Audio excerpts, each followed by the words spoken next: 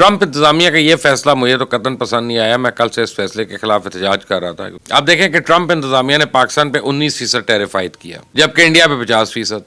अगर पाकिस्तान पे 19% टैरिफ आयद किया तो फिर इंडिया पे कम से कम 400% टैरिफ तो आयद करते ना।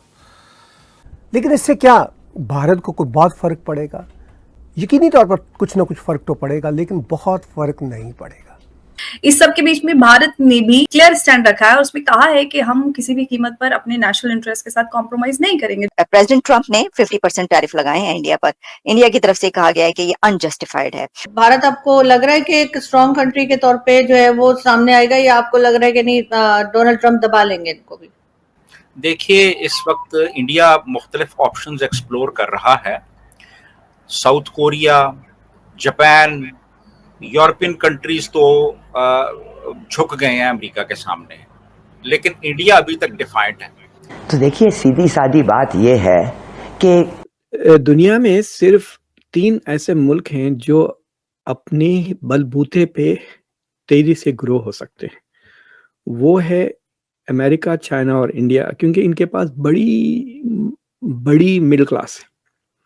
हेलो दोस्तों, स्वागत है आप सभी का एपी ज्ञान चैनल पे।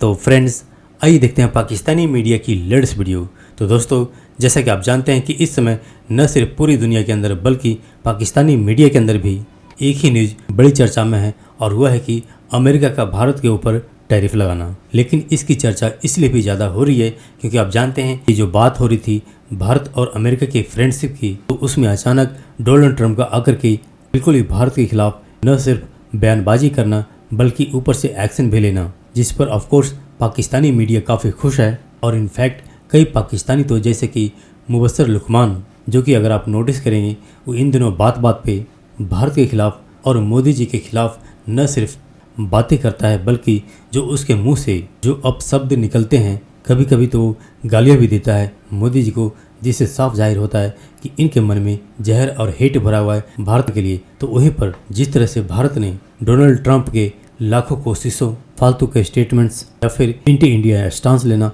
और पाकिस्तान के प्रति अपना प्रेम दिखाना, इन सब के बावजूद भारत ने अमेरिका की बात, ट्रंप की बात नहीं मानी, जिसे देख पाकिस्तानी भी हैरान है। तो दोस्तों, आइए देखते हैं पाकिस्तानी मीडिया की इस लेटेस्ट वीडियो को।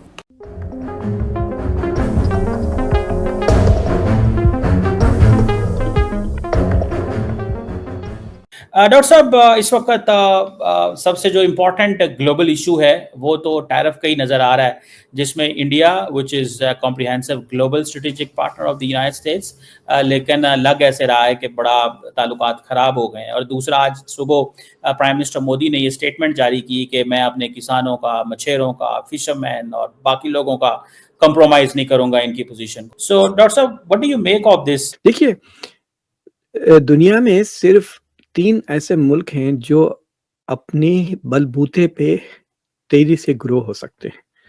वो है अमेरिका, चाइना और इंडिया, क्योंकि इनके पास बड़ी मिडिल क्लास है।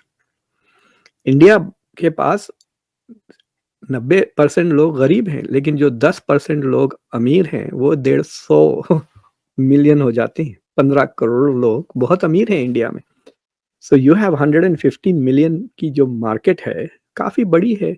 तो India can grow on that. It is the double the size of Germany, France वगैरह से बहुत बड़ी। मतलब जर्मनी, फ्रांस, बर्तानिया को मिला लें तो इंडिया की उतनी मिडिल क्लास आ जाएगी ना।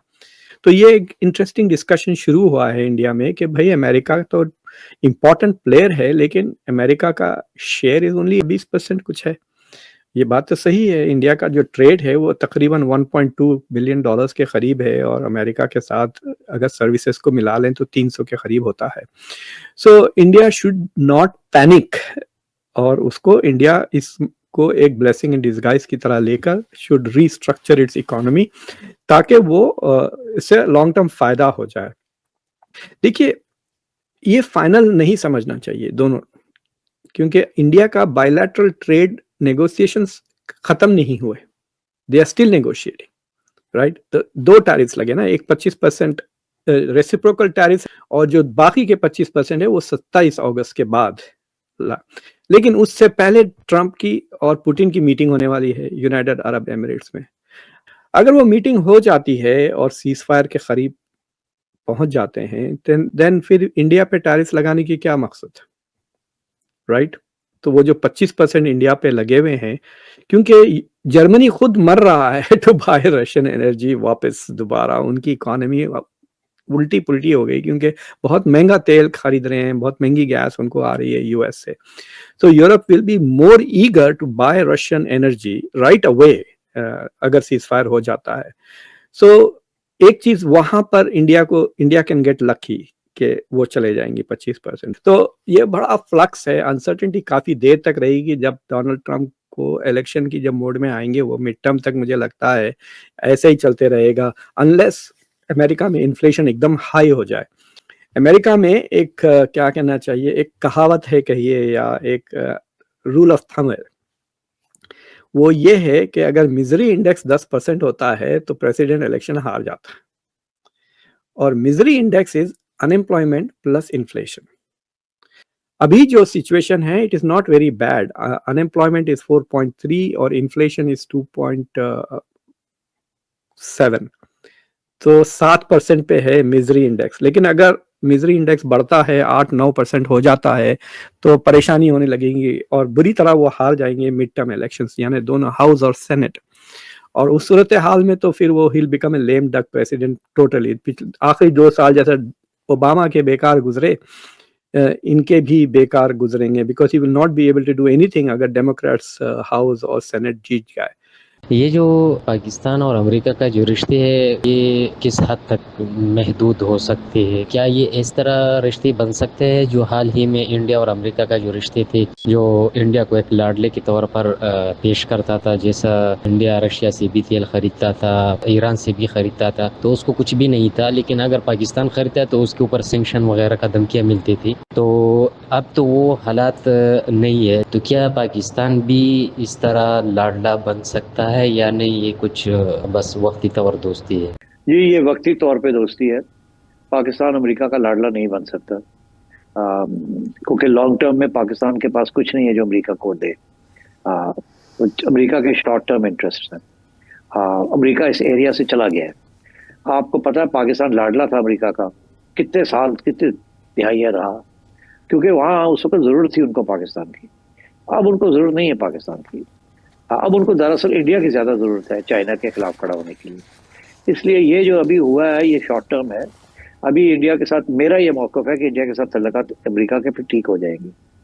जैसे इंडिया के अमेरिका के रूस के साथ ठीक होते हैं, उसी वक्त इंडिया के साथ भी ठीक हो जाएंगे तजारत वाले। और ये जो इस वक्त जो पिकअप हो रही है, अर्थक्वेक आई है इंडिया के अंदर, ये आहिस्ता आहिस्ता आप देखिएगा आगे जाके ये मसले हल होने शुरू हो जाएंगे।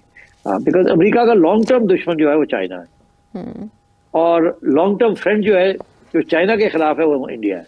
ये नरेंद्र मोदी का चाइना जाना, इससे कोई फर्क नहीं पड़ता कि जी वो उधर जा रहा है वो इधर जा रहा है। नो, लॉन्ग टर्म में China is the threat to America and the western world. और सब कुछ जो कुछ हो रहा है इस वक्त ये टेम्पररी है।